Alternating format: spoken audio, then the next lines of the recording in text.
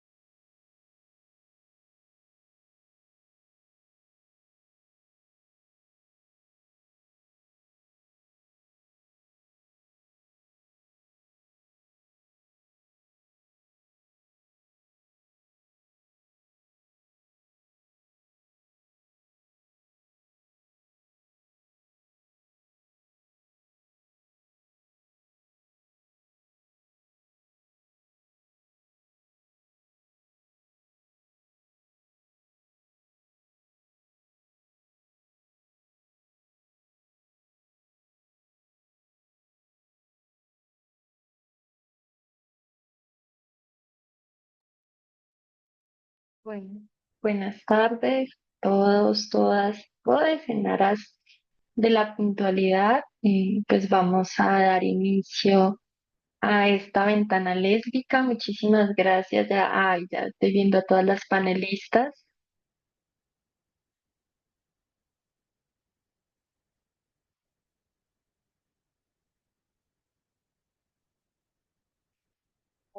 Bueno, ya siendo las 5:10, como prometimos, entonces vamos a iniciar. Si me ven viendo al costado es porque todavía le estoy dando acceso a las personas que van llegando. Eh, Muchísimas gracias por conectarse a este espacio. Mi nombre es Sofía Barrera, soy asistente de coordinación de proyectos para Corporación FEM y hoy tengo el gusto de abrir esta ventana lésbica de genialidad sobre temas de migración. Las ventanas lésbicas, para quienes aún no nos conocen, no es la primera vez que se conectan, son espacios que venimos realizando cada 15 días con diferentes temáticas que puedan aportar a fortalecer los activismos de las organizaciones LGBTQ en la región, pero también que puedan fortalecer esos conocimientos, esa cualificación para la incidencia en estos temas que nos atraviesan todos los días. Por tanto, hemos tenido en este espacio diferentes activistas, personalidades profesionales que nos han compartido sus experiencias, conocimientos y pues hoy el tema de migración no es un tema ajeno a nuestras realidades en nuestros países, a nuestras realidades de vida y también a las realidades políticas que atravesamos, ¿no? Estas ventanas lésbicas pues son impulsadas por Red Leslag. Red Leslag es una red de organizaciones de lesbianas y mujeres bisexuales de Latinoamérica y el Caribe. Somos una red muy reciente. Actualmente somos 31 organizaciones de 16 países de Latinoamérica y el Caribe, organizaciones que venimos trabajando dentro de la red en tres ejes fundamentales. Tenemos un eje de incidencia política, tanto regional como internacional. Tenemos un eje, dentro de este mismo eje, pues hemos fortalecido el tema de investigación para poder hacer ese proceso de incidencia. Tenemos otro eje que se centra en poder fortalecer nuestros activismos y nuestras organizaciones para los procesos que hacemos. Y otro eje que va enfocado precisamente a poder visibilizar, a poder abrir estos escenarios donde podamos mostrar lo que hacemos desde las organizaciones, lo que hacemos las activistas LGBTQ, también en aras de que en ese eje podamos hacer y construir memoria colectiva, poder construir conocimientos colectivos situados desde nuestras realidades. Y Corporación FEM, quien hacemos parte de Red Leslac, estamos en Colombia, somos una organización centrada en impulsar la movilización social y política de las mujeres lesbianas, bisexuales y disidentes de la heterosexualidad. Tenemos también tres ejes de trabajo, uno de investigación, uno pedagógico comunitario y uno de incidencia política a nivel nacional y regional. Para este espacio, pues hoy nos acompaña en la moderación María Fernanda Peña, que es una colaboradora de Corporación FEM, pero también María Fernanda es trabajadora social de base, tiene una especialización en planeación y gestión del desarrollo, es investigadora en temas de paz, de conflicto armado, de desplazamiento forzado. Digamos que en Colombia esto es algo que atraviesa nuestro contexto y se ha creado pues también mucho conocimiento e investigación alrededor de. Y también pues María Fernanda es coautora de un libro sobre, se llama Trazando Rutas de Paz, y allí se enmarcan esos liderazgos juveniles de algo que llamamos en Colombia la Colombia profunda, que también son liderazgos en resistencia a esa migración interna que la dejamos a veces de lado o negada. Entonces, hoy le doy la palabra a María Fernanda para que presente a nuestras invitadas en el espacio y para que podamos iniciar esta ventana lésbica de genialidad.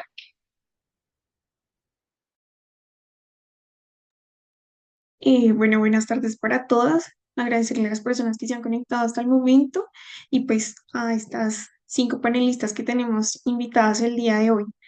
Voy a irlas presentando, si voy mirando aquí hacia el lado es porque tengo los perfiles de nuestras panelistas de este lado de la pantalla. Entonces, en primer lugar tenemos a Juliana Camacho, que Juliana es una mujer lesbiana, migrante de Colombia, es activista y defensora de derechos humanos. Actualmente está radicada en México desde hace 7 años. Es integrante de la organización de la sociedad civil Das Cancún, perdón, donde promueve los derechos sexuales y reproductivos de niñas, jóvenes y mujeres en Quintana Roo, México. También forma parte de la colectiva feminista Queers Cruzando Fronteras, una iniciativa que nació hace 3 años impulsada por dos mujeres lesbianas, migrantes colombianas, con el objetivo de visibilizar las experiencias migratorias de mujeres lesbianas, bisexuales, trans, queer de América Latina y el Caribe. También tenemos invitada a Tania. Tania es integrante del grupo lésbico Artemisa de Nicaragua y Artemisa migrante eh, y refugiada en España. Activista lesbiana hace 15 años, feminista, exiliada política, madre y activista antirracista viviendo en el Estado español. Tenemos a Getly Hidalgo. Getly es lesbiana, feminista, migrante mexicana, activista por más de 20 años, copresidenta de la Federación Arcoíris, Comunicadoras Granada, Mexigrana, todas en España, colaboradora de diversos grupos y entidades y actualmente cursa el máster GEMA Erasmus Mundus de Mujer y Estudios de Género.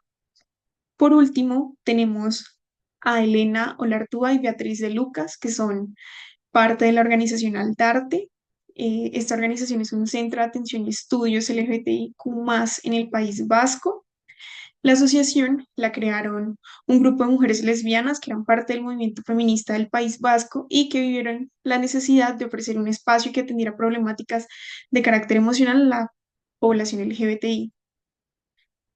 Del entorno, pues como consecuencia de todo lo que se estaba produciendo. Ellas en esta organización ofrecen asistencia psicológica, orientación jurídica y diversos grupos de apoyo mutuo que buscan generar soluciones positivas para resolver los conflictos y problemas que originan la intolerancia y los prejuicios sociales. Eh, para este espacio, pues hemos convocado también una serie de preguntas que previamente fueron compartidas a las panelistas y vamos a iniciar pues con una de ellas para ya entrar un poco en materia en el espacio. La primera pregunta pues que tenemos para ustedes es ¿qué implicaciones tiene esta interseccionalidad entre reconocerse mujer LBQ, mujer lesbiana, bisexual, queer, el estatus migratorio y otros factores sociales con su trabajo en defensa de los derechos humanos? Si quieren, iniciamos en el orden en que las presenté. Entonces, pues de esa manera, Juliana, tendrías tú la palabra.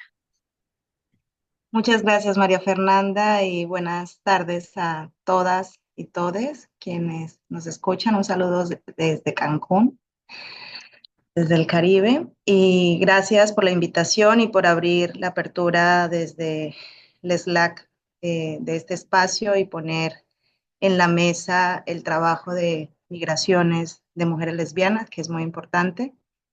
Y pues en relación a la primera pregunta, es muy importante cómo también nuestra experiencia, cómo la interseccionalidad desde nuestra experiencia como mujeres lesbianas es clave para entender la violencia, el estigma, las desigualdades que a veces se manifiestan y muchas veces son invisibilizadas. Em,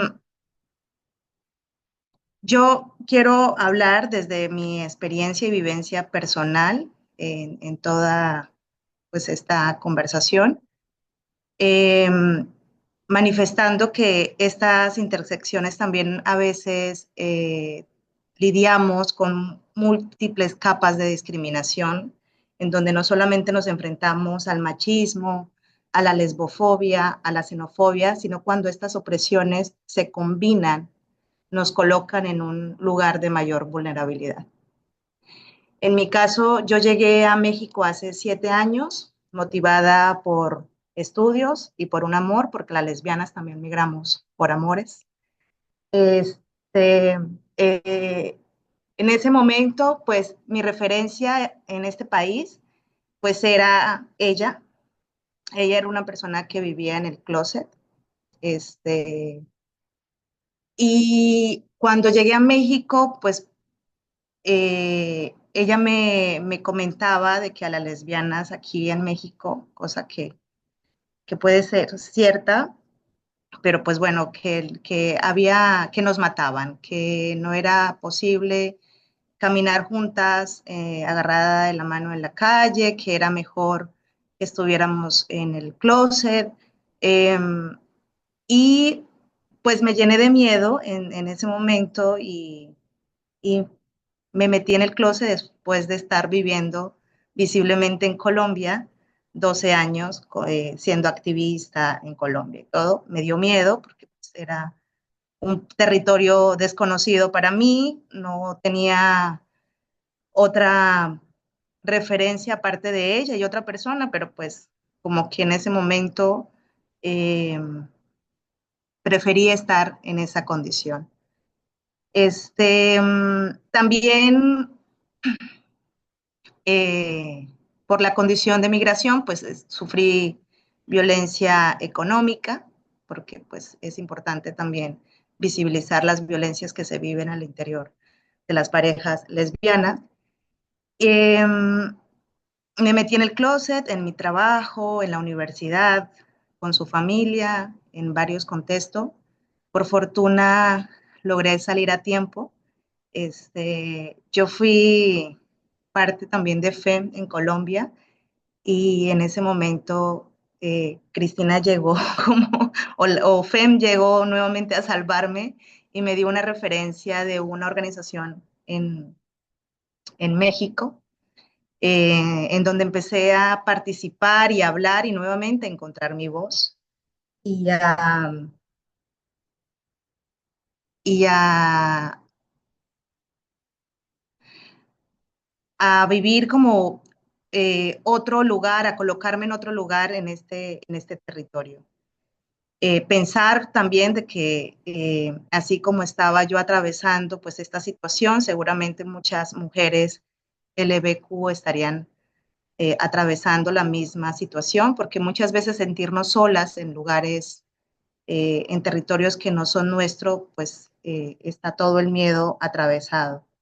Llegó la pandemia y me mudé a Cancún hace 3 años y motivada pues por esta experiencia empecé a participar en espacios de mesas de trabajo aquí en el ayuntamiento. Hace poco trabajé también desde el Poder Judicial. Yo soy abogada, entonces como que también poder trabajar casos al interior pues es importante. Y hace 3 años, junto con una compañera de Colombia, eh, estuvimos participando en Venir al Sur, en donde llevamos este tema de trabajar migraciones de personas, de mujeres LGBTQ migrante. Y, y pues también hemos encontrado, digamos, lo que hacemos es llevar testimonios, llevar voces a estos espacios en donde buscamos recopilar a través de las vivencias personales, visibilizar la problemática o las múltiples formas de discriminación que vivimos las mujeres lesbianas migrantes o LGBTQ migrantes. Y hemos encontrado que no solamente, también hemos encontrado mujeres que dentro de este proceso de migración transicionan o personas queer que transicionan y en el momento que retornan a sus países también se encuentran como otro tipo de discriminación. Dentro de los testimonios también escuchamos que no es lo mismo migrar siendo también una mujer LGBTQ desde un país del norte global que desde nuestros territorios.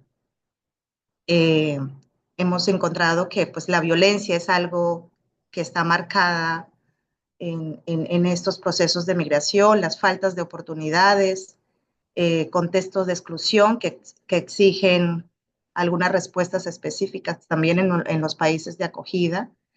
Y como lo mencioné al principio, pues todas estas capas de discriminación cuando se combinan nos colocan en situaciones de vulnerabilidad. Gracias, Juliana. Bueno, una acotación pequeñita importante, recordarles que más o menos tenemos como 5 minutos cada uno para responder a la pregunta, un poco para que todas podamos como intervenir. Eh, Tania, si quieres, seguimos contigo. Vale, pues a mí, respecto a las implicaciones de la interseccionalidad, yo creo que la interseccionalidad es una cosa que además descubrimos en este proceso de encontrarnos en un nuevo territorio, porque si bien es cierto, en nuestros países también ya nos atravesaban múltiples formas de discriminación. Cuando estamos en determinados territorios, hay otras formas de discriminación que nos atraviesan, incluso identidades que teníamos en nuestros territorios que se transforman en este nuevo espacio donde vivimos, ¿verdad? Yo he sido activista lesbiana por más de 15 años y hasta entonces fue saliendo del país que me convertí en una activista antirracista porque el racismo, por ejemplo, no me atravesaba de la misma forma en mi territorio, Nicaragua y Centroamérica, como me atraviesa viviendo en el territorio español. Luego de que evidentemente en términos de representación, que representamos las cuerpas latinoamericanas en el territorio español y las migras, ¿verdad? ¿Cómo somos vistas, por ejemplo, en el ámbito laboral y cuál se supone que es el campo laboral al que pertenecemos? Además, nuestra realidad y la forma de ser y de quienes somos y nuestra historia y nuestras culturas y nuestras formas de existir, desde dónde han sido contadas y desde dónde se ha construido esa realidad sobre la imagen de lo que somos. Y como en este territorio ya no solo no nos atraviesa, solo no nos atraviesa lo que somos, sino lo que se supone que somos en este territorio de esos que han construido desde la academia una interpretación parcial de lo que somos, pero que se ha convertido en una realidad aquí. Lo digo porque, por ejemplo, en el ámbito laboral, evidentemente las mujeres migrantes de Latinoamérica en España son mayoritariamente vistas como mano de obra barata, cuyo ámbito laboral debe ser el trabajo sumergido, el trabajo precario de la limpieza y los cuidados, y es como para eso que tenemos el perfil completo, ¿verdad? Aquí, por ejemplo, nadie te pregunta si sabes hacer las camas o cuidar a un adulto mayor o limpiarle el culo a alguien. Se da por sentado que porque venimos de esos territorios sabemos hacerlo, y cuando estamos aquí, pues nadie nos pregunta. Así como se da por sentado que esa experiencia la traemos por venir de donde venimos, pues también se da por sentado que hay otras experiencias que no poseemos, ¿verdad? Como el derecho a ostentar el discurso, a nombrarnos en primera persona, a hablar y reclamar nuestra experiencia. Y, por ejemplo, el nombrarse lesbiana en este territorio tiene otras implicaciones que no las tienen nuestras localidades. Nuestro nombrarnos y reconocernos lesbianas es todavía un espacio en disputa de reconocimiento y de orgullo en los territorios de Latinoamérica. Y sin embargo, por ejemplo, en España se percibe que es innecesario nombrarnos lesbianas, porque como hay un marco jurídico legal que se supone que nos protege, que nos da garantías y accesibilidad a los derechos, entonces la gente ve como demasiado inusual e innecesario el que nosotras digamos que somos lesbianas. Sin embargo, es contradictorio con el hecho de que una vez que emigramos también se nos obliga a negar que somos lesbianas en determinados espacios, el ámbito laboral, por ejemplo, ¿verdad? Muchísimas personas llegan al territorio español pensando que aquí van a poder vivir en libertad su amor, porque se supone que en Europa es de mente más amplia, y esta idea que tenemos de lo que significa la cultura europea, que luego se convierte en una cachetada dura y fría, ¿verdad?, para la realidad de las personas. Luego hay otras implicaciones, por ejemplo, yo migré maternando, ¿verdad? Y luego, ¿qué implica para las crianzas, hijas de mujeres lesbianas? estar en nuestros espacios. Y dentro de lo que significa la migración, el refugio, cómo somos vistas las personas refugiadas en el territorio español, pero de forma general en Europa, ¿verdad? Que mucho se habla de nosotros como si fuésemos parásitos que venimos a consumir los recursos del Estado y que vivimos de las ayudas, y muy poco se entiende las razones por las que nos vemos obligadas a salir de esos territorios. También en cuanto a las dificultades que tenemos para ejercer nuestros derechos, pues cuando venimos aquí estamos tan vulnerables y a veces tan carentes de esa red, porque para las migras, aunque seamos activistas, muchas veces nos cuesta encontrar un espacio de articulación que nos permita ser de forma integral quienes somos. Porque, por ejemplo, si vamos a un espacio de migrantes, se nos pide aparentemente que solo seamos una persona migrante. Si vamos a un espacio donde se hable de maternidades, pues vamos ahí solo a ser madres. Si voy a un espacio donde se hable de racismo, pues solo me toca ser negra. Y si voy a un espacio de LGBT, pues solo me toca ser lesbiana. Y en ese ser lesbiana también solo me toca ser la lesbiana que aparentemente se supone que debo de ser en este territorio. Una lesbiana que además no encaja con el resto de lesbianas de este territorio, porque yo no tengo ni el tejido social, ni voy a la discoteca, ni lo mío es ir a leerme 100 libros, ni lo mío es ir a hablar de determinadas cosas que no conforman la cotidianidad de mi necesidad para sobrevivir en este territorio al que evidentemente no pertenezco. Y no pertenezco no solo porque yo lo diga, ¿verdad? Sino porque de forma cotidiana el territorio me está diciendo vos no sos de aquí. Y, no, y te lo dicen incluso aquellas que, a las que consideramos aliadas, porque hay muchísimas partes de esas interseccionalidades que todavía no han sido abordadas de forma integral. Y para ir cerrando, por ejemplo, en el ámbito del machismo, siempre he dicho, por ejemplo, que cada una, incluso las mujeres con mayor libertad, podemos asumir cada una y públicamente decir que reconocemos la cuota de responsabilidad que tenemos en el sostenimiento del machismo. Sin embargo, en relación al racismo, por ejemplo, casi nadie quiere reconocerse racista, porque eso se supone que ha quedado en el pasado, pero todos los microracismos de la cotidianidad que se ejercen en contra de las personas migrantes y de forma particular en contra de las mujeres lesbianas, el bisexuales, trans y queer migrantes, es increíble porque es que estas jamás son vistas como alguien que pertenecen a este Estado y que este Estado tenga la obligación de cuidar. En tanto eso, la comunidad tampoco nos reconoce y a menudo pues se nos recrimina por querer parecernos al resto, ¿verdad? Porque pareciera que porque estar aquí y continuar la lucha de defensa de nuestros derechos, que esto, por ejemplo, la lucha activa y articulada de las mujeres migrantes en los territorios destinos es un lugar en disputa con los autóctonas, porque muchas veces somos vistas como la competencia o las enemigas. Y lo dejo por ahí para la próxima pregunta, que podamos ir abordando más cosas. Gracias, Tania. Getty, tienes la palabra.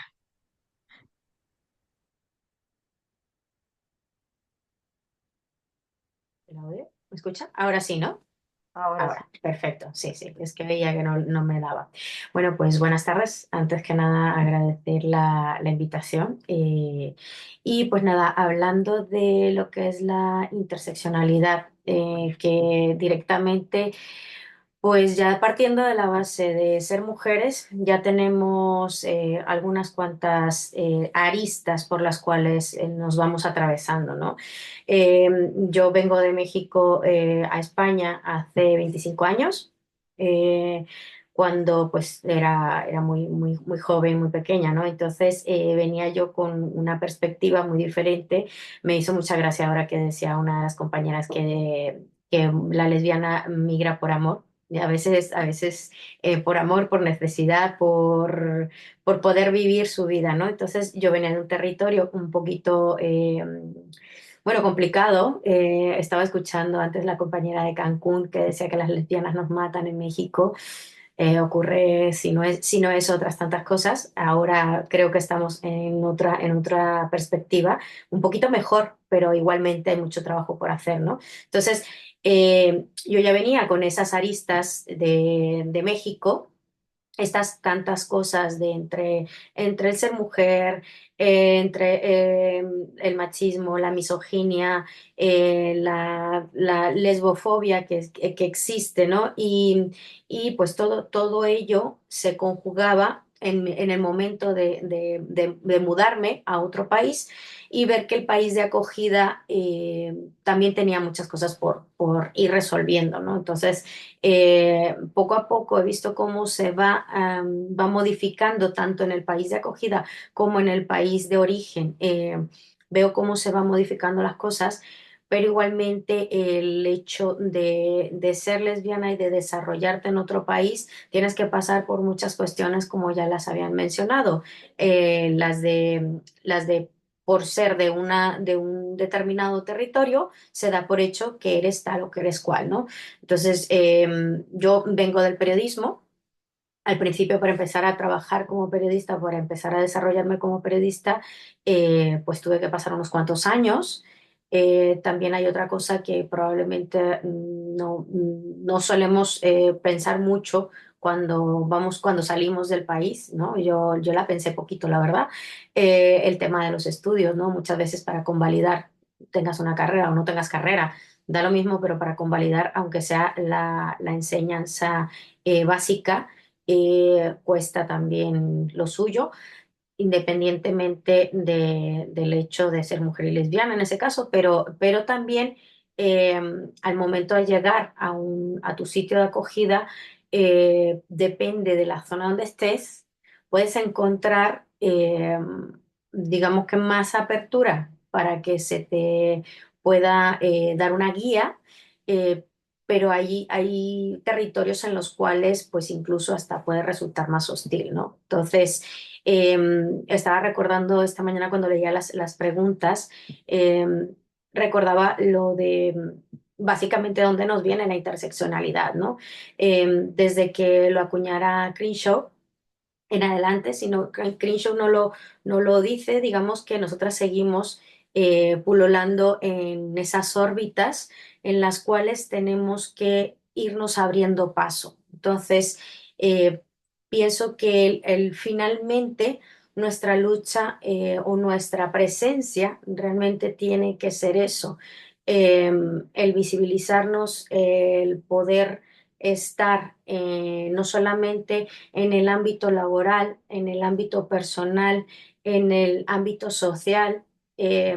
Yo a donde voy intento casi siempre, y aquí voy a meter un poquito del tema del trabajo, yo a donde voy casi siempre intento que mis trabajos, de alguna manera o de otra, al final de cuentas, sepan quién soy, ¿no? Que no se dude porque muchas veces se da por hecho que eres una mujer, cis, hetero, tal, tal, hasta que no dice lo contrario. Entonces, que esa es otra, esa invisibilidad a la eh, que tenemos que estar rompiendo una y otra vez, depende a dónde vayamos, ¿no? Muchas veces esas salidas del armario nos van marcando una tras otra y tras otra vez. Y aunque una se plantea a veces ya me voy a plantar, ya no voy a decir nada, pero cierto es que si las que estamos aquí ahora probablemente no hubiéramos hecho todo ese trabajo de hace años, ahora mismo sería más complicado. De hecho, yo estoy entre algunas generaciones, aparte del activismo, con personas que estoy conociendo ahora mismo, compañeras mías y gente con la que trabajo de distintas generaciones, gente que estoy acogiendo con la federación y gente recién viene haciendo el proceso migratorio, que son bastante más jóvenes de otras generaciones y ya casi que no se plantean no estarlo visibilizando tanto, quizá porque se sienten con un poquito más de tranquilidad, ¿no? Buscar los espacios seguros incluso se sigue haciendo, ¿no? Y, de hecho, por eso también nos buscan, porque al momento de llegar a la tierra de acogida, pues tienen que abrirse ese espacio para el colectivo y obviamente desde la colectividad apoyarnos. Bueno, y yo creo que ya no le sigo porque me voy a enrollar mucho más y a mí me fascina eso. Muchas gracias. Gracias a ti, Getli. Beatriz y Elena, Hola, eh, la buenas palabra es de tardes. ustedes ya. Vale, muchas gracias. Buenas tardes, buenas noches desde aquí. Aquí estamos en otra hora, pero bueno, encantadas de compartir con todas las compañeras. Escuchándoos, por no repetirnos, vamos, suscribimos, por lo menos desde Aldarte, nos resuena mucho pues la experiencia de Tania y de Yedli, pues porque las mujeres migradas que vienen por Aldarte, que es una asociación que llevamos 30 años trabajando a favor de la diversidad sexual y de género, pero es verdad que el efecto migratorio, el tema migratorio, pues diríamos que en los últimos 10 años es cuando ha tenido un boom mucho mayor y a día de hoy en nuestra asociación, pues más del 70% de las personas que acompañamos y que participan en los grupos son personas migradas, ¿no? Y en especial también vemos también ahí que hay un sesgo de género, pues porque la proporción el otro día, Bea y yo preparando un poco también, en Aldarte el número será, pues por ejemplo, una mujer LBQ por cada 5 chicos gays o trans, ¿no? Eso también tiene otra lectura, ¿no? Y suscribimos pues todas las cuestiones de interseccionalidad que habéis manifestado. A mí me resonaban dos que nosotras sí que vemos y que también depende mucho también del contexto y es, lo apuntaba Tania, el tema de la soledad y la falta de redes, ¿no? Nosotras sí que muchas de las mujeres que participan en el grupo y demás, pues uno de los problemas que manifiestan o de las cuestiones que más les generan pues esa soledad y esa vulnerabilidad es la falta de red con su comunidad de origen. Nosotras, muchos de los materiales que sacamos y que hacemos tienen que ver con la realidad que acompañamos, ¿no? Y hace un par de años sacamos un documento, un material que era los prejuicios también viajan, ¿no? Pues porque mucha gente que había huido de contextos, muchas mujeres que habían huido de contextos, pues porque habían sufrido lesbofobia, bifobia y demás, lo que manifestaban era que cuando llegaban a Bilbao, cuando llegaban a España y querían generar esa red con su comunidad de origen, pues con personas africanas, con su comunidad latina, pues que los prejuicios de los que habían oído se reproducían también y que entonces no eran espacios seguros. Es decir, mujeres africanas que son lesbianas, pues manifiestan que si se visibilizan como mujeres lesbianas con la gente africana, van a sufrir el mismo rechazo. Entonces, o se vuelven a invisibilizar y se vuelven a meter al armario del que escaparon para poder socializar y tener una red con gente africana, o asumen que si quieren vivir su lesbianismo, su bisexualidad, su diversidad sexual, pues asumen muchas veces que los espacios de su comunidad de origen no van a ser los espacios en los que puedan visibilizarse y eso genera pues una falta de red, una falta de acompañamiento y muchas veces pues mucha soledad, una soledad que pues bueno, en los grupos de Aldarte pues muchas veces es donde generan esa red, pero porque es la red de confianza, porque es la red donde pueden expresarse abiertamente. Y es verdad también, en esa pregunta que también hablaba un poco del autoconcepto, ¿no? Pues también vemos que los contextos son muy distintos, ¿no? Mujeres africanas que hemos conocido que están haciendo el procedimiento, el proceso de asilo y que su vivencia de su sexualidad, porque ha sido muy coartada y porque el machismo y el patriarcado pues sigue impregnando todas nuestras vivencias, pues no han podido vivir abiertamente su diversidad sexual y eso lleva a un proceso personal y un itinerario de necesitar su tiempo hasta que pueden empezar a vivirse, a verse, a aceptarse y a poder vivirse como mujeres LBQ, ¿no? Entonces, esa también es una cuestión que vemos que en los procesos migratorios, pues muchas mujeres pues les cuesta mucho ese proceso suyo más personal y que llegan a una asociación, les inundamos de información, de recursos y de todo, y su proceso personal muchas veces va a otro ritmo, ¿no? Y luego una cosa que ha apuntado Yedli, a mí me parece también pues que evidentemente una cuestión es la situación administrativa, pero porque ni la ley de extranjería española ni la ley de asilo eh, son inocuas e inocentes, no son tan racistas y tan xenófobas como muchas otras leyes. Y entonces el tiempo que una persona tarda en a poder hacer la entrevista de asilo, de protección internacional, hasta que pueda obtener el permiso de trabajo o sin que sea solicitante de asilo, la regularización de la ley de extranjería, pues es que es como una carrera de obstáculos que muchas veces, pues lo que decía Tania, ¿no? ¿Qué tipología de trabajo se les ofrece? ¿Qué, el tema de los cuidados tan feminizados y de mujeres migradas? Bueno, pues muchas mujeres también que vienen por Aldarte no pueden participar luego en los espacios, pues porque tienen unos trabajos precarios en los que es imposible compaginar horarios para poder participar, ¿no? Entonces yo creo que esas cuestiones, como decían las compañeras, que se van añadiendo, que se van sumando, pues al final muchas veces las mujeres LBQ pues se encuentran en una situación pues mucho más vulnerable y mucho más complicada de poder salir adelante y de vivirse, ¿no? Y lo que decía Yeli también, lo mismo, el sistema no es inocente. Lo que tardan aquí las personas migradas en convalidar títulos es una vergüenza que el sistema de protección internacional, toda la valía, todas las capacidades y toda la riqueza que trae la gente consigo cuando viene de otros países y de otros espacios, pues se queda, como decimos aquí, en la puerta del aeropuerto, en la puerta de embarque la dejas y cuando llegas, lo que se ofrece muchas veces desde los propios cursos del programa de asilo son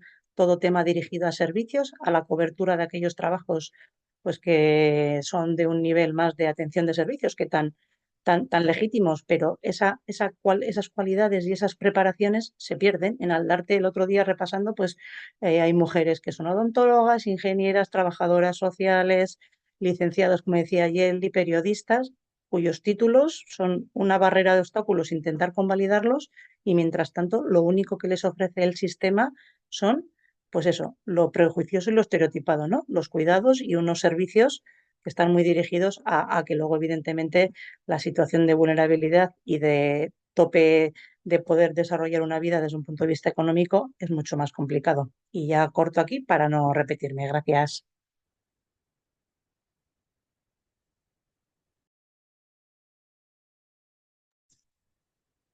Listo, bueno, muchas gracias a todas. Creo que mencionan cosas bastante importantes y un poco cuando Elena decía y nos hablaba de cifras, me acordé también que hace poco leí en un artículo eh, que la OIM tenía una aproximación de que el 48% de la población que migra son mujeres. Entonces eso nos lleva también a pensar en un nuevo concepto que está ahora emergiendo y es la feminización de la migración, precisamente porque no es una cifra que cada vez vaya disminuyendo, sino que cada día va más en aumento. Y un poco también eh, recogiendo lo que decían todas ustedes, pues estos procesos migratorios acarrean muchas cosas, ¿no? Las expectativas, las relaciones y las dinámicas de poder, pues son distintas cuando hablamos de ser hombre o ser mujer. Y ya entra una connotación diferente cuando nos pensamos el ser una mujer bisexual, lesbiana, queer, porque aquí ya entran en juego unas categorías completamente distintas.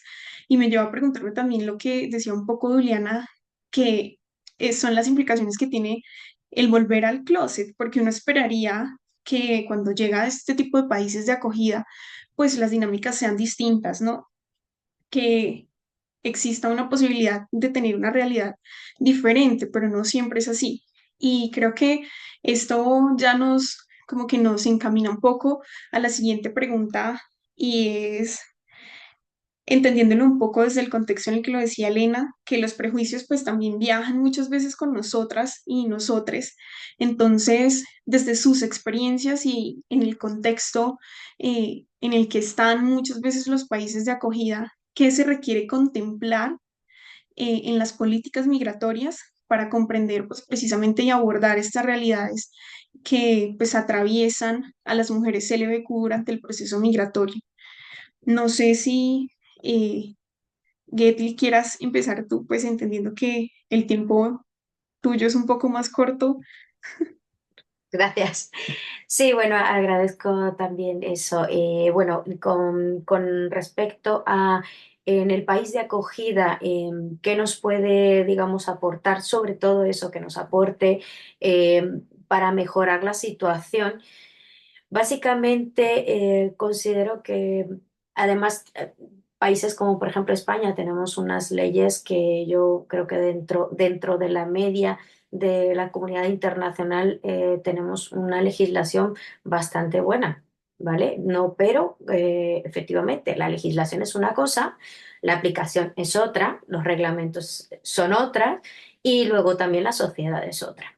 Entonces, desde la base, aunque tengamos una legislación que ya contemple muchas cosas, como por ejemplo los delitos de odio, como cuando a dos chicas haciendo un camino de Santiago las agreden en un bar. Hay una discusión y las agreden. Entonces, eso lo tipifican como pues una discusión y una pelea, ¿no? Pero de pronto se da el tinte ese de que les dijeron lesbianas o bolleras de tal.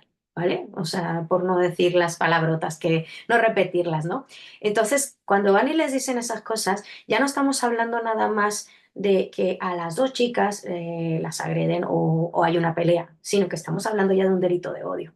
Entonces, en ese momento, en el delito de odio, ¿cómo lo podemos tipificar o cómo podemos llegar a ese punto cuando de pronto, cuando se hace todo lo que es la denuncia, etcétera, etcétera?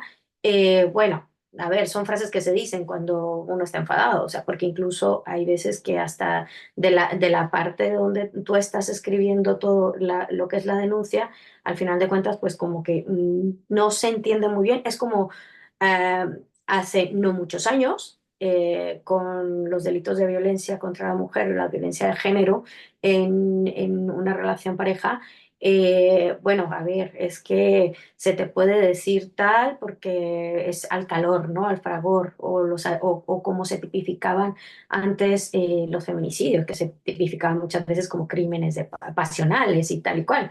Entonces, ese tipo de situaciones que se llegan a dar, aunque tengas una muy buena legislación, tienes que hacer conciencia. Entonces, así como hemos trabajado mucho porque, porque los delitos contra la mujer, lo que son la violencia de género, se, se, se conciencie en la sociedad en general, también creo que los delitos de odio principalmente es una de las piedras angulares en el sentido de poder entender lo que nos atañe y lo que muchas veces se oculta, ¿vale? Porque insultos y demás no solamente se dan incluso en la calle, sino también incluso cuando se le hace bullying a una chica que viene de alguno de nuestros países de origen, de otras zonas, y resulta que, pues, que además de venir migrada, pues tiene cualquiera de nuestras condiciones, que es parte del colectivo. Entonces, el bullying ahí no solamente es bullying por X, sino también se le van sumando cositas. Entonces, bueno, no me enrollo más, pero creo que una de las principales cosas para mí sería esta.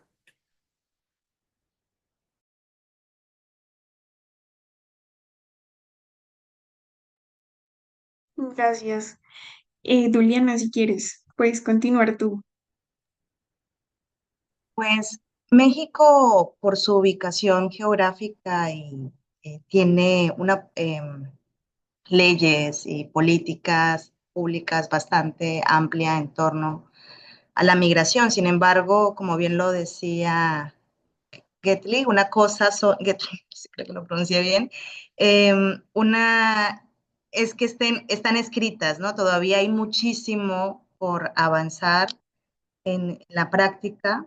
Sabemos de que, pues, México es un país bastante complejo, hay muchas dinámicas de violencia de género eh, eh, y las y es importante que dentro de las políticas migratorias, pues, se busque también en el momento, pues, de la práctica como tal, pues, capacitación al personal para sensibilizar mucho más al personal que atiende. Yo me encuentro en el estado de Quintana Roo, en el aeropuerto de Cancún, que es un aeropuerto internacional donde el flujo migratorio es constante. Y la verdad, he estado muy cercana, bueno, estuve muy cercana trabajando con población migrante y las situaciones que viven la población migrante, en este caso población en general, sobre todo las mujeres también, son bastante aterradoras dentro del mismo aeropuerto. Creo que también llevado a niveles de corrupción dentro de todas las prácticas internas que tiene el país, a la burocracia, eh, y esto sumado pues a todos los prejuicios que hay, al racismo, la xenofobia, está muy, pone barreras difíciles también, ¿no? Y también pues sobre todo para nosotras, quienes migramos. Y creo que también es importante no solamente, digamos, trabajar con los países de acogida, sino también con los consulados, que pudieran como integrar algún trabajo con las secretarías de Relaciones Exteriores, en este caso, de la situación que vive la población, para buscar también algo que, digamos, que no encontramos son datos o cifras. No hay datos o cifras de población LGBTQ migrante. Somos población invisibilizadas.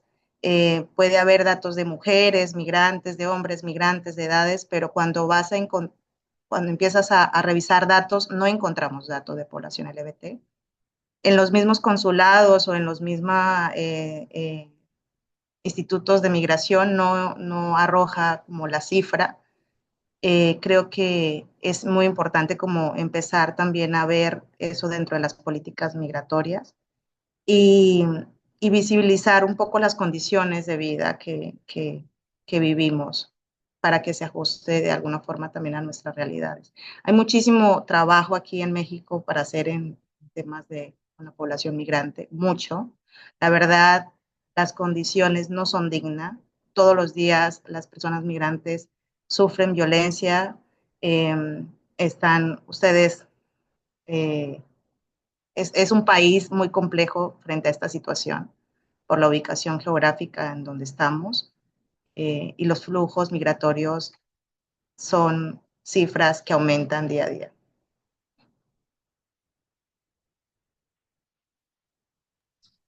Gracias, Juliana. Tania.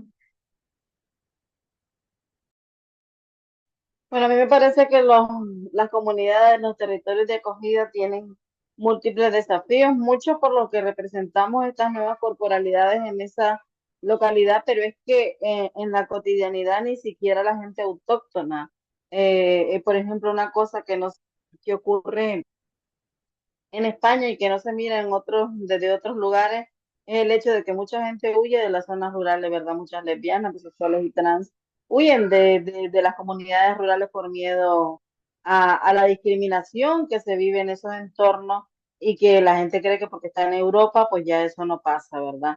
El hecho de que también, por ejemplo, España sea, si bien es cierto que tiene una política migratoria probablemente más amigable que otros territorios de Europa, pues también es cierto que opera desde una mirada racista, ¿verdad? Clasista y, y xenófoba y sobre todo con un enfoque heterosexual, porque una cosa que ocurre es que casi nunca se valora el hecho de qué implica la diferencia del proceso de inserción laboral para dos mujeres o para una pareja heterosexual.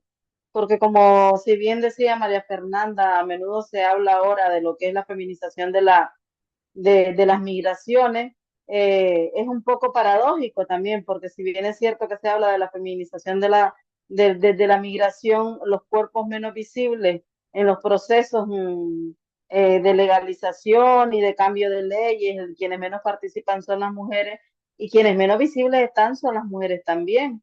Por esto que antes decía, ¿verdad? Por el lugar laboral que ocupan las mujeres, que suele ser un espacio privado, porque todavía, bueno, algunas rompen el techo de cristal, pero los migrantes que llegan vienen a limpiar los cristales de esa otra que los ha podido romper, si es que en realidad los ha roto. Entonces, en los territorios también, otro de los desafíos que hay es que el movimiento LGBT en general es un movimiento clasista, es un movimiento misógino, es un movimiento coordinado únicamente por machos y desde ahí se construyen realidades, desde ahí se sigue sosteniendo una imagen de de quiénes somos y quiénes tenemos que ser las mujeres LGBT, por ejemplo, sin hablar de todas las identidades que tienen una cajita de cómo tenemos que representarnos y ser vistas, pero en particular las personas migrantes dentro del movimiento LGBT a nivel internacional no nos vemos y los referentes siguen siendo hombres y los referentes siguen siendo blancos y los referentes y las referentes siguen siendo de clase media o alta y además hay mucho trabajo de lobby político y muy poco trabajo de base. ¿verdad? Hay muchísimas organizaciones que tienen un trabajo de lobby político en todo el territorio español que ni siquiera conocen a las lesbianas de su comunidad, que no tienen espacios de articulación, que no tienen un espacio donde esas mujeres vayan y se formen o tengan un espacio de intercambio y conozcan sus derechos y conozcan las leyes. No hay nada de eso, ¿verdad? Hay mucho, mucho, mucho lobby político y hay muchísimos recursos que están siendo administrados por hombres en nombre de las lesbianas, las bisexuales, las trans y las mujeres queer. Entonces, y eso también no tiene que ver únicamente con qué pasa en el territorio a nivel de las políticas públicas, tiene que ver con qué pasa en los territorios dentro del movimiento LGBT, ¿verdad? O el mal llamado movimiento, porque en realidad pues no somos un movimiento porque no estamos todas. Es sumamente complejo también pensar y además un desafío el poder sostener la queja como una apuesta política válida, porque a menudo también la queja y la denuncia suelen ser desestimadas y desacreditadas, sobre todo si las voces que las nombran, que las mencionan, somos las cuerpas migras, porque pareciera que también a nosotras se nos tiene que dar permiso para ocupar lugares, para hablar, para pensar y para decir las cosas que no nos gustan de los territorios, porque también es sumamente complejo incluso el abordaje que se da en el asunto en términos en relación al asilo, por ejemplo, al asilo y los programas de acogida. O sea, hay un abordaje súper heterosexual en todos los procesos de acogida, en todos los centros de acogida, y en las escuelas todavía se sigue operando con un enfoque heterosexual, el médico tiene un enfoque heterosexual, la televisión tiene un enfoque heterosexual, todo trabaja y opera con un enfoque heterosexual que se traduce a una réplica de ese modelo incluso en los espacios de articulación, porque muchas mujeres, antes lo decía, muchas mujeres lesbianas migrantes no encuentran en esos espacios de articulación social ya establecidos en nuestros territorios un espacio en el que puedan desarrollar su sentido de pertenencia y por eso luego pues nos toca crear nuestros espacios para ir intentando encontrar esos espacios y crear pues otro territorio de disputa, pero por lo menos el identitario tenerlo claro, ¿verdad? Yo creo que a nivel europeo ahora el Pacto de Asilo y Migraciones nos plantea un fuerte desafío porque en relación, si bien es cierto que aparentemente se maneja a nivel mundial, incluso a nivel de las autoridades, que si una persona es lesbiana, gay, trans, bisexual, lo que sea, y tiene que huir de su país, es un argumento válido para obtener el asilo. Sin embargo, es que a veces pareciera tenés que probar que son lesbianas. Pareciera que a veces para solicitar el asilo tenés que probar que sos bisexual. Y ese probar pasa por demostrar fotos que tenés relaciones, mostrar chat y ese tipo de cosas que atentan contra la privacidad e incluso atentan contra lo que significa vivirse un proceso identitario, como nos lo han hecho vivir a la mayoría de personas desde la vergüenza. Nadie que se reconoce desde la vergüenza se atreve a guardar sus pláticas amorosas con una persona, porque esa la mantendrá escondida o la borrará, y esa persona no tendrá evidencia para probar. Pero eso, como la necesidad de que se siga planteando que hay que probar para acceder al asilo y el refugio, por ejemplo, es una cosa que sigue siendo real, que muchas organizaciones incluso casi lo insinúan en el acompañamiento a mujeres LGBT que migran y es un desafío en los territorios, pero así como hay desafíos en lo macro, creo que tenemos muchísimos más desafíos en lo comunitario, en lo social, en lo que hacemos en el día a día en la comunidad.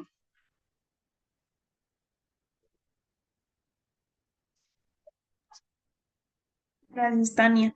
Eh, Beatriz. Bueno, gracias, estoy encantada de estar aquí y hablar después de Tania también me ha quitado ya como una parte del planteamiento que quería hacer, ¿no? Sí que, bueno, sí partir, ¿no? A la hora de hablar de política migratoria, ¿no? Que, bueno, el Estado español, ¿no? Tiene un racismo institucional brutal, ¿no? Y que al final toda la política migratoria o mucha buena parte y de la política de control de fronteras va dirigida, ¿no? a posicionar a las personas migrantes y refugiadas en una situación de enorme vulnerabilidad y que eso siempre es bueno para el capital, ¿no? Y partir de ahí, ¿no? Y en ese marco, em, nosotras, ¿no? Cuando analizamos cómo entender, ¿no? Políticas migratorias que puedan incorporar la realidad de las mujeres LGBTQ, ¿no? Por un lado, nosotras siempre decimos, ¿no? que lo que no se nombra, ¿no? no existe, ¿no? Y creemos que dentro del imaginario colectivo sobre lo que son las personas migrantes y refugiadas, desde luego que no están las mujeres LGBTQ, ¿no? No están las personas de la diversidad sexual y de género y las mujeres LGBTQ aún menos, ¿no? Entonces es muy difícil hacer política pública cuando eso ni siquiera está como idea, ¿no? Dentro del análisis sobre los procesos migratorios.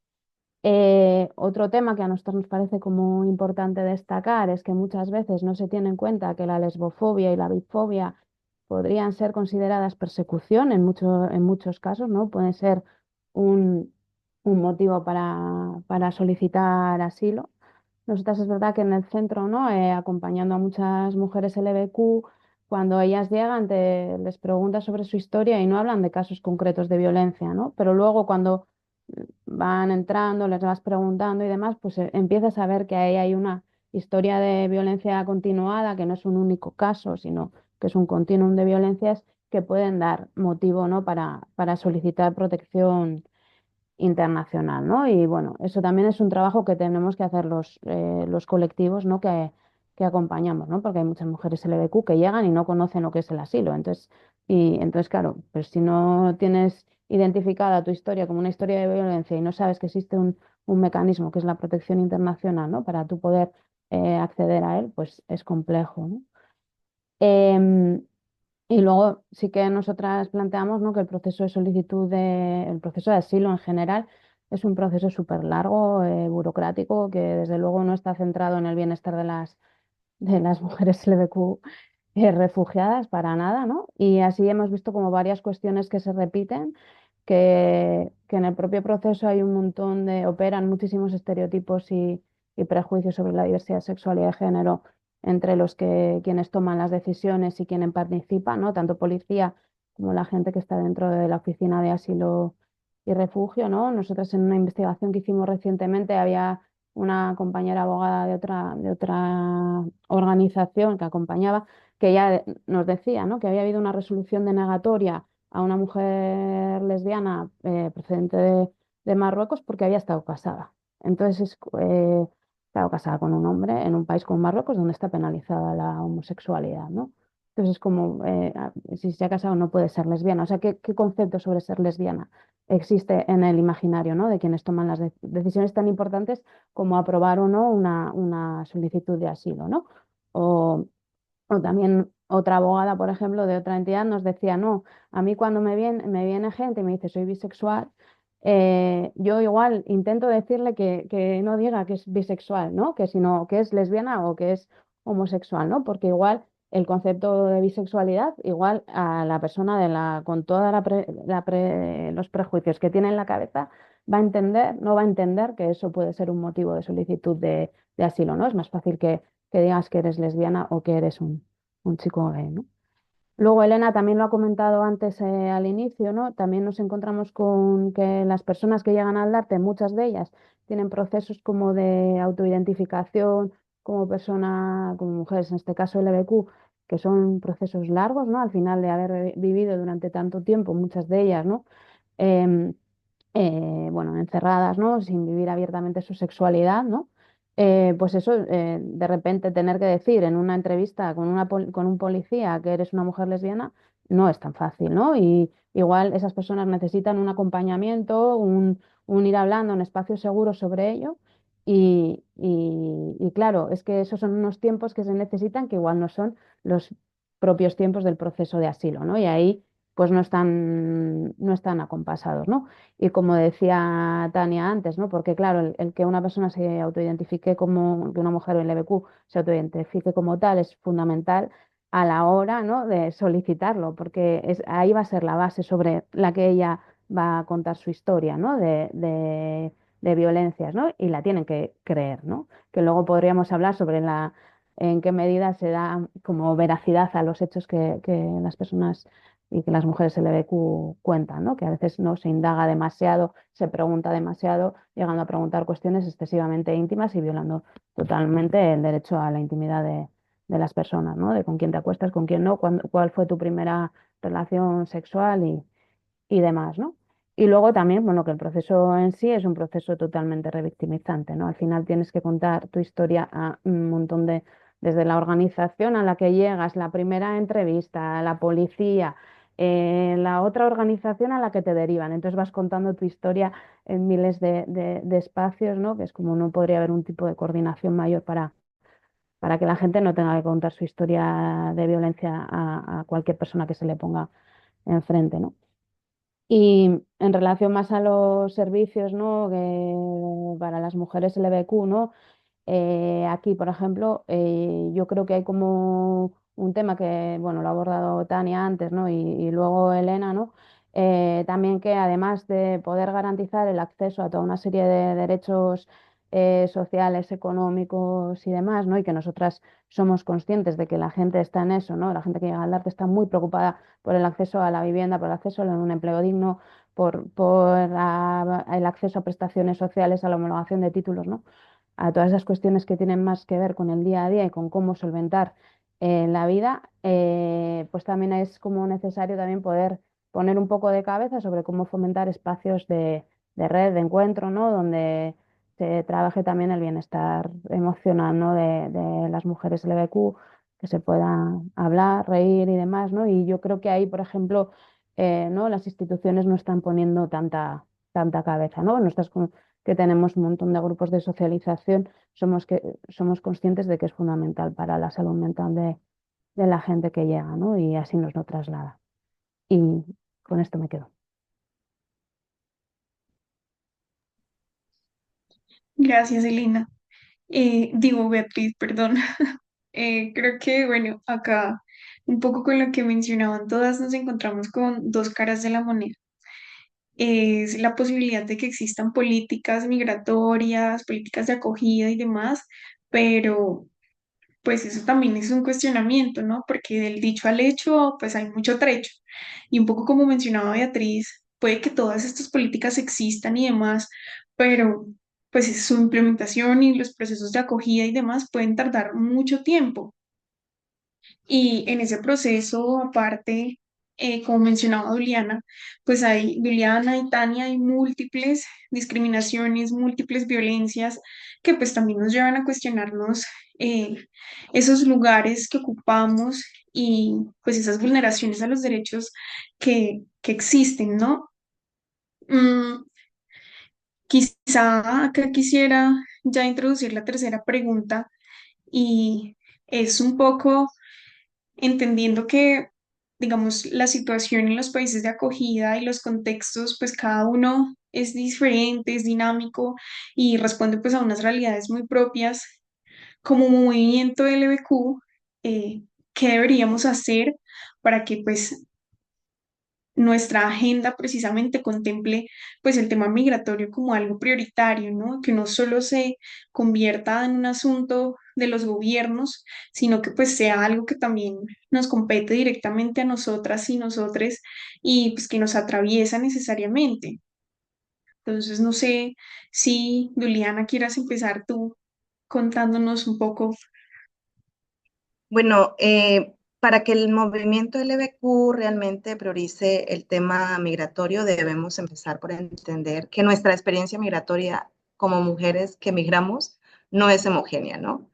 Las mujeres LGBTQ que migramos enfrentamos condiciones muy distintas, como ya lo mencionamos, y empezando desde donde migramos, o sea, desde nuestro territorio de origen y a dónde migramos como territorio de acogida. Ya sabemos que nuestra migración también está marcada en muchas situaciones por violencia de género, por precarización, por contexto de exclusión, de racismo, xenofobia, que ponen en riesgo la seguridad, nuestra seguridad, derechos y también bienestar como mujeres. Yo considero que tenemos que hacer visible nuestra vivencia en todos los espacios posibles, desde los encuentros internacionales en que participemos hasta las reuniones locales con las organizaciones locales con las que trabajamos, y hacer visible en donde estos testimonios y vivencias de las mujeres LGBTQ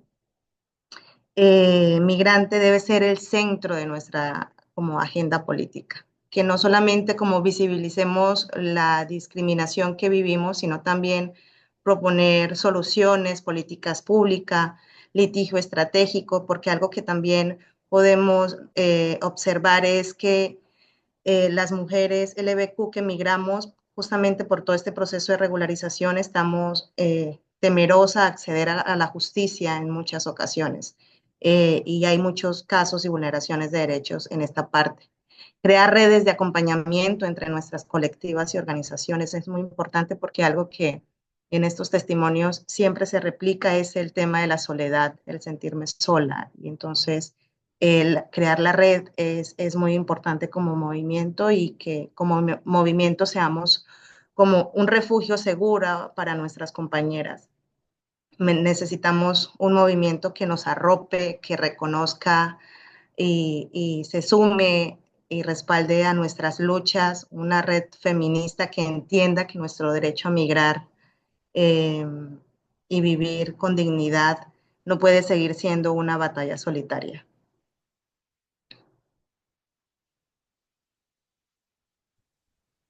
Gracias, Juliana. Tania. Bueno, yo creo que como movimiento LGBTQ, ¿verdad?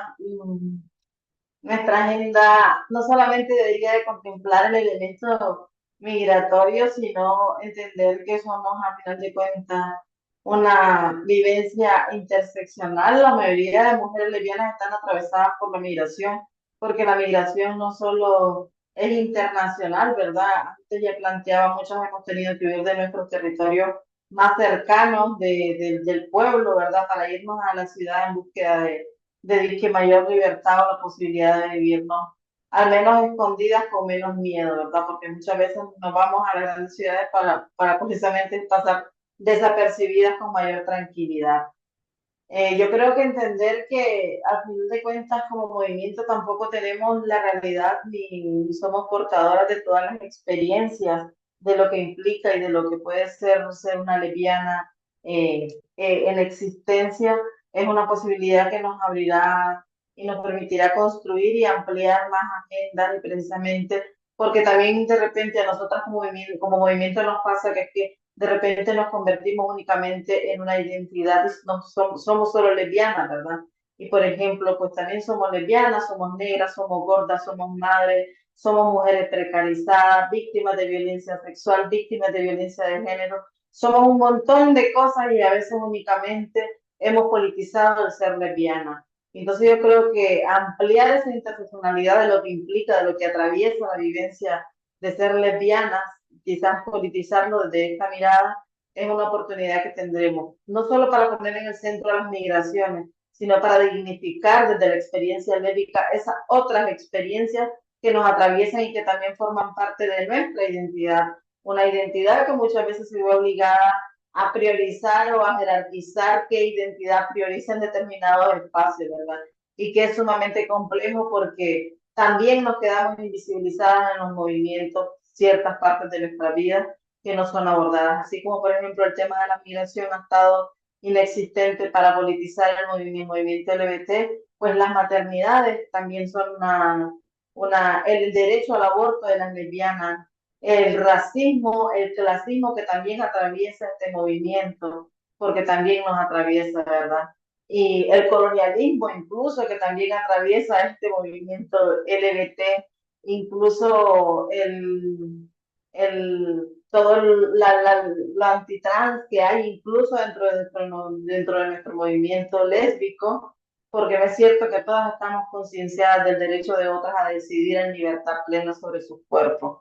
Entonces yo creo que la migración es solo un pasito más que estamos intentando poner ahí, de politizar y de reivindicar esos espacios de disputa que seguimos teniendo por ser mujeres, luego por ser lesbianas y luego por ser migrantes, pero que evidentemente nos queda mucha gente y territorio por abarcar para que un día podamos ser lo que queramos ser.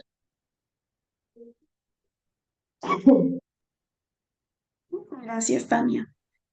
No sé, Beatriz, Elena, quien quiera continuar.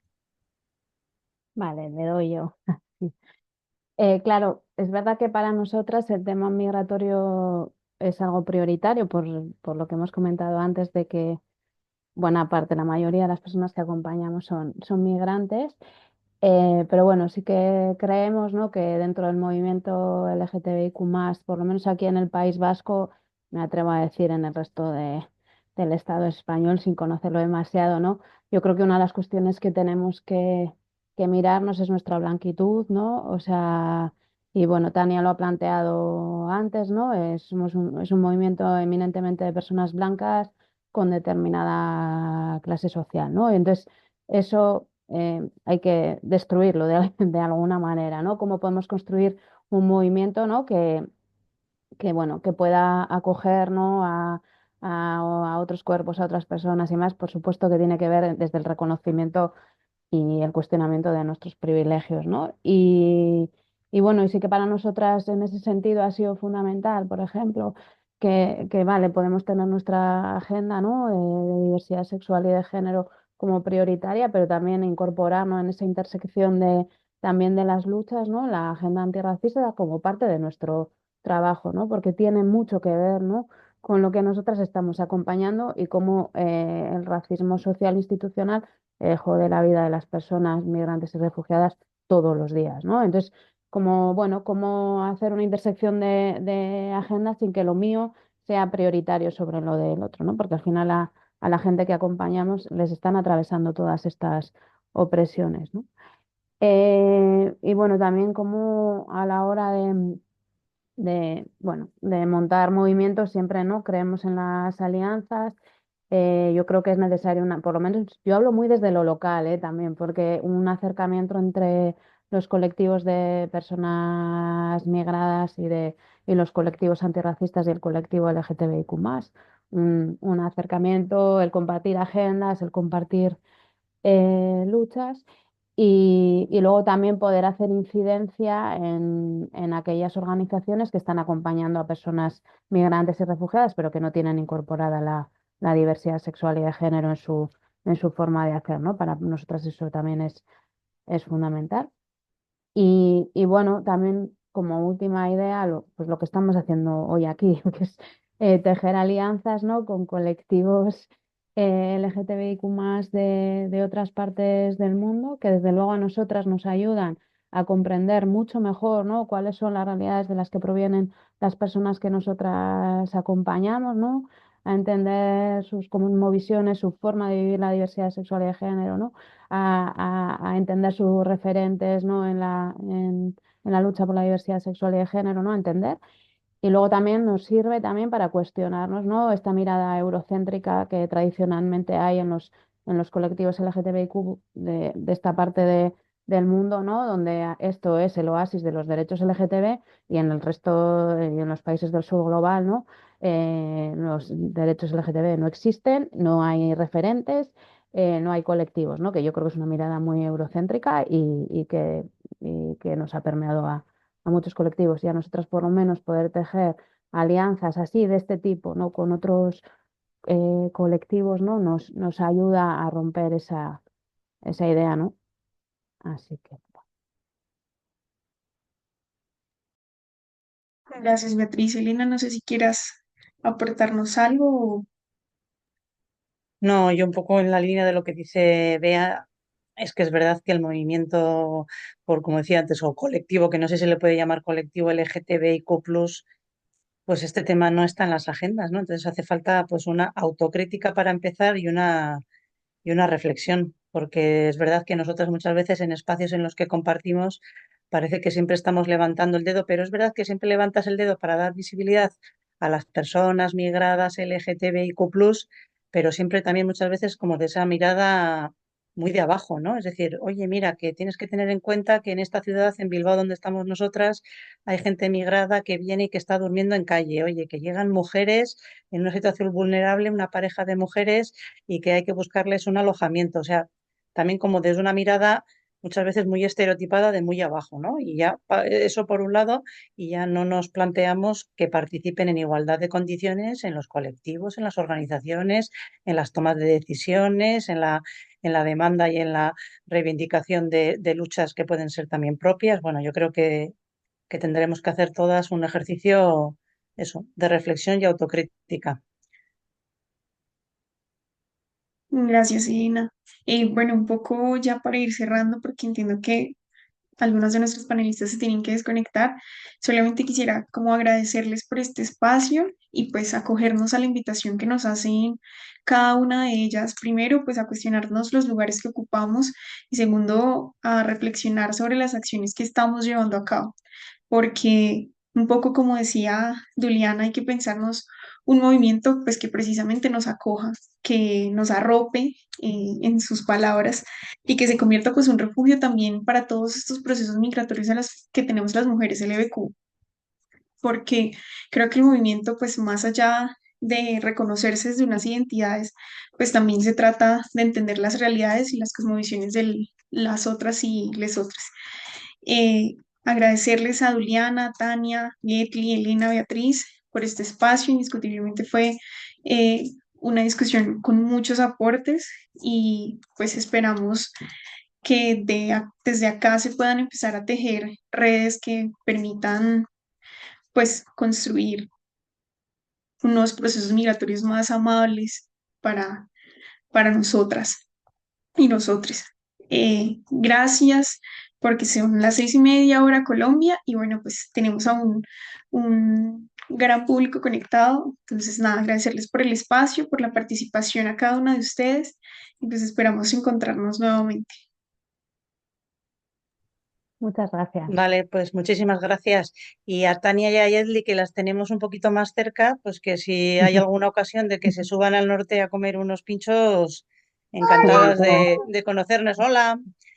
Gracias, Así que igualmente. al resto también, pero bueno, como pilla un poquito de océano por el medio, igual Gracias, es más gracias. complicado, pero bueno, si Tania y Yedli en algún momento se dejan caer por Bilbao, encantadas de recibirlas. Ya subiremos. Muy bien. Vale, pues nada, Chao, buenas muchas noches desde aquí. gracias, chicas. Gracias. Chao, Chao. gracias. Un saludo a Adiós, todas, un muchas saludo. gracias.